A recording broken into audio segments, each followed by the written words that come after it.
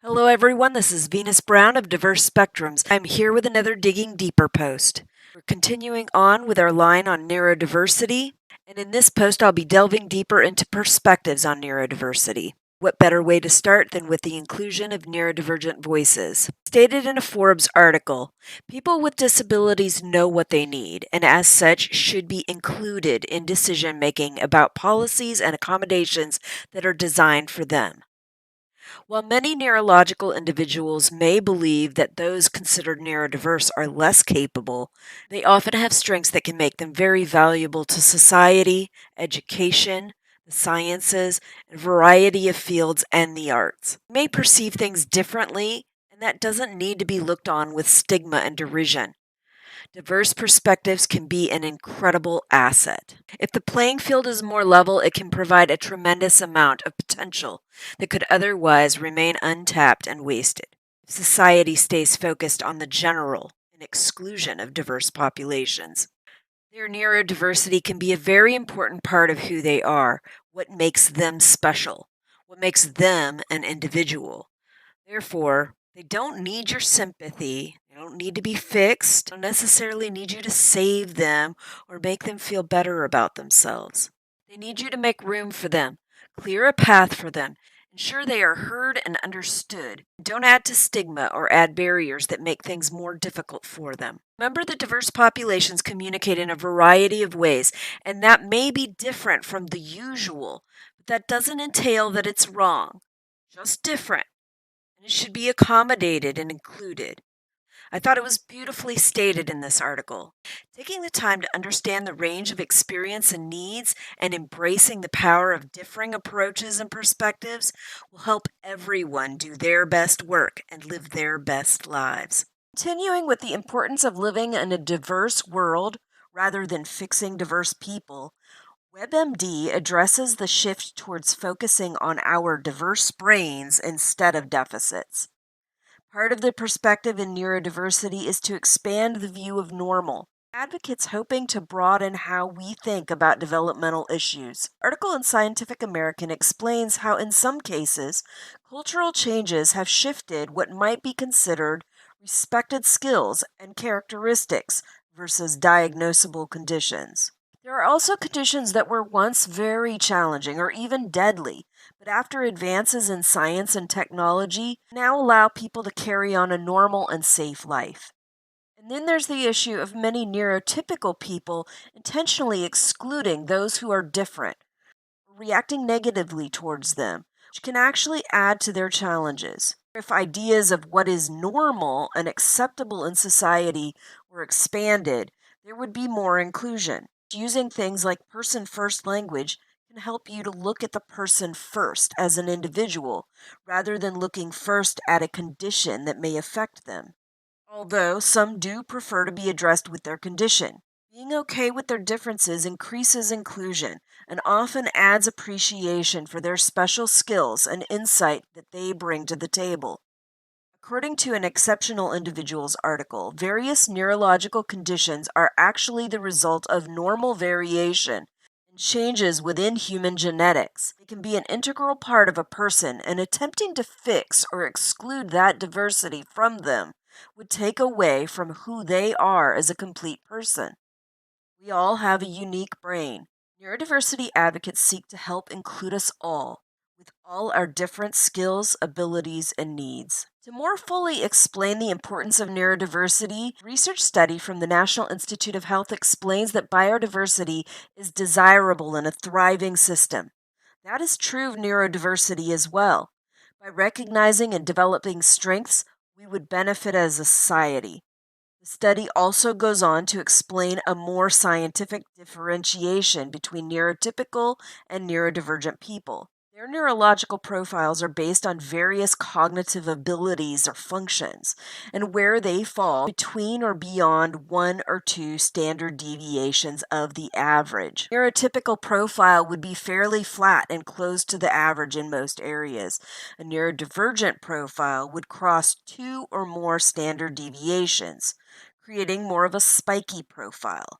For example, my youngest kid would probably rate average or slightly low in verbal skills, high in working memory, high for visual skills, and low for processing speed.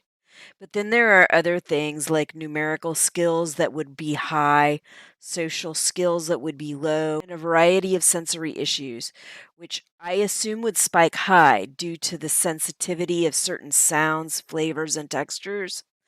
But I'm not really sure how that works. I just figure extra sensitive because of intensity and overwhelm of increased sensation. The study addresses the original use of the term neurodiversity in a 1999 thesis by Judy Singer. That critical disability study was on her first-hand experience as one of three generations of women within her family who were on the autism spectrum. I believe that some of what fueled neurodiversity perspectives is realization and data that backs up how neurodivergence creates what the NIH study called specialist thinking skills. These skills are said to help balance out more generalist skills. On a grand scheme, many neurodevelopmental issues are disabling given what is considered normal in modern society. Yet they're often not truly disabling without those societal differences, not innately. In that sense, intervention should be more about adjusting the fit between the person and their environment, because too often it's not the person that is disabled, it is the environment that is disabling. These perspectives are echoed in an article by Nishikasan, who states that there are many variations in the human experience, many variations in the human brain, and all with equal value. They are different as it should be. Those differences are natural and beneficial. This perspective prioritizing supporting individuals as they are, rather than unnaturally pushing them to try to be typical. The key should not be trying to change them, but supporting them in ways that help them flourish as the person they are. Reflecting this perspective, a Stanford article addresses using a strengths based model of neurodiversity within healthcare. In this way, medical focus shifts from diagnosing an inability to the person's interests and abilities. This also includes focus on multiple intelligences rather than simply using IQ to help determine intelligence. These perspectives don't ignore neurodivergent challenges. They seek to support individuals' needs, promote strengths and interests, while increasing independence. These were the goals that I sought when I pulled my oldest child out of school and homeschooled him during 6th or 8th grade. Anyway, as those with neurodivergence have to live and work in environments that can be unsuited to them, that can contribute to several challenges. Some of those challenges deal with hyper or hyposensory issues, communication, social challenges, and executive function skills. Due to high or low sensory input, things like sights, sounds, feelings, textures, and tastes can be particularly bothersome and sometimes even painful. Since neurodiverse people may communicate differently and sense things differently than neurotypical, that can contribute to misunderstandings and miscommunications, both between them and among them. It can also contribute to a lot of incorrect assumptions and underestimations, those with neurodivergence. Social situations may seem commonly acceptable and expected to neurotypical people, but may not be for neurodivergent. And the reverse can be true as well. Executive function challenges can be disrupting and challenging for a variety of work, education, and daily living skills. Top that off, living and working in these environments can contribute to people with neurodivergence wanting to fit in, wanting to succeed according to those norms, and trying to mask or edit their own needs, differences, and perspectives. This masking and editing of their natural characteristics is very stressful and exhausting, contributing to continued trauma that too often goes unnoticed by themselves and others. The challenges neurodiverse populations experience are real, and they aren't some small group of the general population. Estimates range around 20% of the population have cognitive differences, making neurodiverse people one of the largest minorities in the world.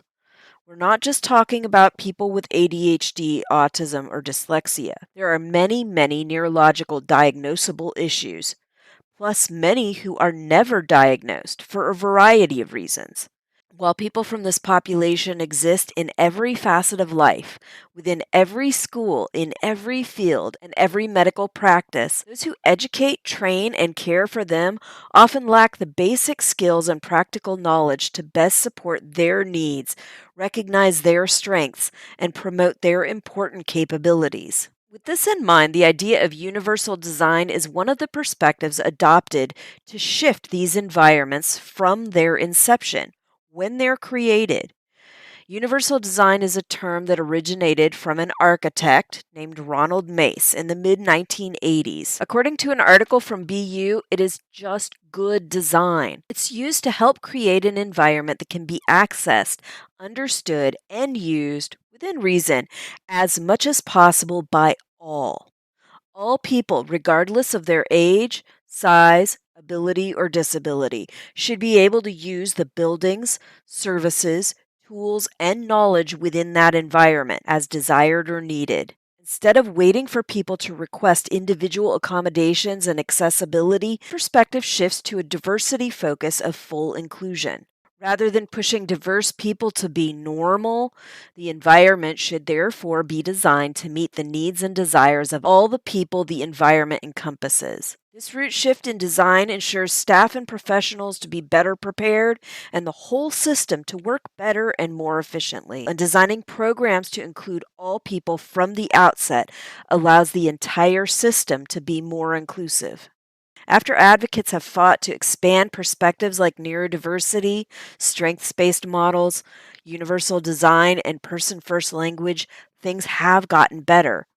That doesn't mean the fight is over and everything is fair, but it is a start. Diversity for social impact, some of these long fought benefits were addressed, such as equal rights advocacy, brought prohibition against certain discrimination. Equal opportunity in work and school has also been advanced.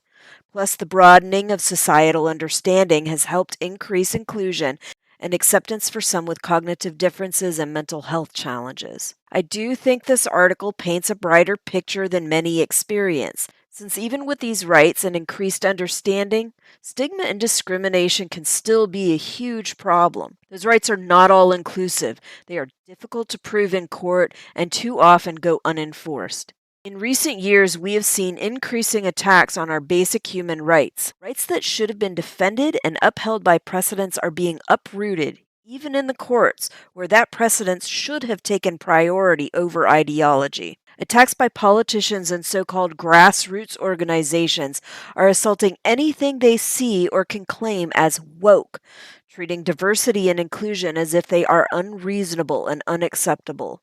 Things like universal design and person first language that were addressed in that article from Boston University came from their community inclusion and diversity inclusion department. Departments and programs like this have been directly targeted for elimination based on arguments against politically correct politics and woke agendas.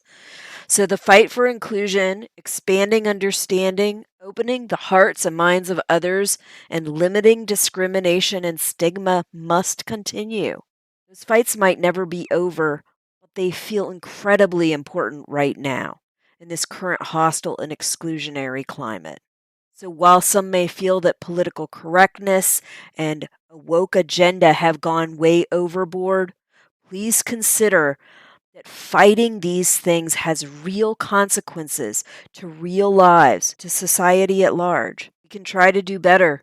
We can try to find a way to fight for a better society while still not going massively overboard one way or another. Fighting to stop it altogether, like we've seen recently, especially in Florida and Texas, is causing a lot more harm than good. But that's all I have for you in this week's Digging Deeper post. I hope you will join me next week as I continue in our neurodivergent segment. And by the way, remember, if you like this video, please give it a thumbs up. If you haven't subscribed and you want notifications, you can click subscribe. And if you want even more notifications, you can click all, and you'll get a notification every time that I load new content. Bye.